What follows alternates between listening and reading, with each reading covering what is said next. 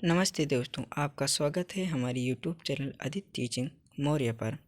आज हम बात करेंगे इतिहास कक्षा 6 पाठ 1 कैसे पता करें कब क्या हुआ था और इतिहास जानने के स्रोत, जिसमें हम इनके कुछ महत्वपूर्ण बिंदु और इतिहास किसे कहते हैं इनके बारे में जानेंगे और इसके साहित्यिक स्रोत और पुरातात्विक स्रोत के बारे में भी जानेंगे, जो हमारे लिए बहुत महत्वपूर्ण है, जो हमारे परीक्षा में पूछे जाते हैं। चलिए हम शुरू करते हैं। सबसे पहले हम जानते हैं इतिहास है क्या। अतीत को जानते हुए वर्तमान को पहचानते हुए भविष्य की कल्पना करना इतिहास कहलाता है। यानी अतीत का अध्ययन ही इतिहास कहलाता है। और इतिहास के जनक कौन हैं? हेरोडोटस। चलिए हम आगे जानते हैं। इतिहास को 3 भागों में बांटा गया है। पहला पूर्व प्राक ऐतिहासिक काल, दूसरा आगे ऐतिहासिक काल और चौथा ऐतिहासिक काल। पूर्व प्राक ऐतिहासिक काल वह समय जिसमें कोई लिखित सामग्री उपलब्ध नहीं है और उसे पढ़ा भी नहीं जा सकता, उसे पूर्व प्राक ऐतिहासिक काल कहते हैं। आगे ऐतिहासिक काल वह समय जिसमें लिखित सामग्री उपलब्ध है नहीं जा सकता है, ऐतिहासिक काल कहते हैं। ऐतिहासिक काल वह समय जिसमें लिखित सामग्री उपलब्ध है और उसे पढ़ा भी जा सकता है, उसे ऐतिहासिक काल कहते हैं। पूर्व प्राक ऐतिहासिक काल के अंतर्गत पूर्व पाषाण काल, मध्य पाषाण काल, नव पाषाण काल, ताम्र पाषाण काल यह वह समय था जिसमें कोई लिखित सामग्री उपलब्ध नहीं है, उसे पढ़ा भी नहीं जा सकता है। इसमें केवल साक्ष्य ही प्राप्त हुए हैं। आगे ऐतिहासिक काल के अंतर्गत हड़प्पा सभ्यता और सिंधु घाटी सभ्यता आती है और ऐतिहासिक काल के अंतर्गत प्राचीन काल, मध्यकाल और आधुनिक काल आता है। चलिए हम आगे इन सभी के बारे में जानने का प्रयास करते हैं। सबसे पहले हम इतिहास जानने के स्रोत के बारे में जानने का प्रयास करते हैं। इतिहास जानने के 2 स्रोत हैं। नंबर 1 पुरातात्विक स्रोत, नंबर 2 साहित्यिक स्रोत। सबसे पहले हम देखते हैं पुरातात्विक स्रोत कौन कौन से हैं। पुरातात्विक स्रोत 2 हैं। पहला है अभिलेख, दूसरा है सिक्के एवं मुहावरे। सिक्के एवं मुहावरे से हमें उस समय की धातु, जिस समय का सिक्का है उस समय की धातु के बारे में और उस समय की सिक्के की बनावट, उस समय के रहन सहन और उस समय की मुद्रा के बारे में हमें पता चलता है। और साहित्यिक स्रोत हमारे 3 हैं, इनके बारे में हम बात करते हैं। सबसे पहले है धार्मिक, धर्मेतर और विदेशी यात्री। धार्मिक जो हमारे ग्रंथ हैं ये हमारे साहित्यिक स्रोत हैं।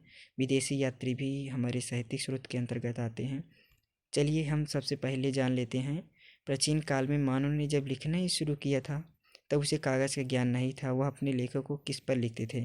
प्राचीन काल के लेख में हम सबसे पहले बात करते हैं। पहला था ताड़पत्र। ताड़पत्र क्या होता है? ताड़ के पेड़ के चौड़े पत्ते होते थे, उसमें लिखा जाता था। आप यहाँ पे देख सकते हैं ताड़पत्र ये है जिसमें लिखे जाते थे। पहले के समय में ग्रंथ और आदि लेख लिखे जाते थे। भोजपत्र में बुर्ज नामक पेड़ की छाल होती थी, इसमें लिखे जाते थे भोजपत्र में। ताम्रपत्र में भी कुछ लेख लिखे जाते थे, कुछ संदेश अंकित किए जाते थे। तांबे के पतले एवं चपटे टुकड़े पर यहाँ पे लिखे जाते थे, ये आप देख सकते हैं। और चौथा है स्तंभ लेख, और पत्थर के स्तंभों पर लिखे जाते थे। राज्य के जो स्तंभ होते थे उस पर भी कुछ संदेश आदि लिख दिए जाते थे। और शिलालेख, पत्थर के लिखे लेख, पत्थर पे लिखे जाते थे लेख, उसे शिलालेख कहते थे। और यहाँ पे आप देख सकते शिलालेख कैसे है। चलिए हम आगे देखते हैं। हम अब बात करते हैं कुछ महत्वपूर्ण बिंदु के बारे में। सबसे पहले हम सारनाथ के बारे में जानते हैं। सारनाथ स्तूप कौन सा है? सारनाथ उत्तर प्रदेश में स्थित इस स्तूप का निर्माण मौर्य वंश के शासक अशोक ने करवाया था। सारनाथ स्तूप है जिसमें बौद्ध धर्म से संबंधित है। ये अभिलेख या अशोक के सूर्यमय अभिलेख का अंश है जो लुम्बिनी नेपाल से प्राप्त हुआ है, जिसमें कुछ संदेश अंकित किए गए हैं। धौलावीरा है। धौलावीरा हड़प्पा सभ्यता का यह पूरा स्थल गुजरात में स्थित है। ये एक पूरा स्थल है धौलावीरा। आगे बात करते हैं। हड़प्पा वासियों का व्यापार मेसोपोटामिया इराक से होता था। आगे बात करते हैं पुरातत्व विभाग के जन्मदाता अलेक्जेंडर कनिंघम हैं। अब सारनाथ में गौतम ने अपना पहला उपदेश दिया था, आप लोग जानते हैं। आगे अगला पॉइंट, सबसे बड़ा संग्रहालय ब्रिटिश म्यूजियम जो लंदन में स्थित है। सबसे बड़ा महाकाव्य महाभारत है। चलिए अब हम आगे बात करते हैं साहित्यिक स्रोत के बारे में, कौन कौन से हैं और इनके रचनाकार कौन कौन हैं। रामायण जो हमारा धार्मिक ग्रंथ है, इनके जो लेखक हैं महर्षि वाल्मीकि जी हैं। दूसरा महाभारत है जो हमारा सबसे बड़ा महाकाव्य है, इनके लेखक महर्षि वेदव्यास जी हैं। तीसरा है अर्थशास्त्र, कौटिल्य चाणक्य है जो चंद्रगुप्त मौर्य के प्रधानमंत्री हुआ करते थे, इनका मूल नाम विष्णुगुप्त था। आगे राजतरंगिणी, इनके जो रचनाकार है कल्हड़ हैं, इंडिका और इनके जो रचनाकार है मेगास्थनीज हैं। ये हमारे साहित्यिक स्रोत के अंतर्गत आते हैं। इसमें बात आती है एक चीनी यात्री के बारे में भी हमने अभी बात की थी। चीनी यात्री और धर्मेतर और धार्मिक ग्रंथ के ये साहित्यिक स्रोत के अंतर्गत आते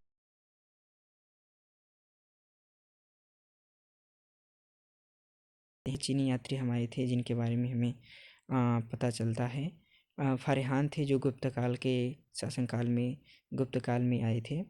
इनसे भी हमें कुछ स्रोत प्राप्त होते हैं, इतिहास के कुछ जुड़े तथ्य भी मिलते हैं उस समय के।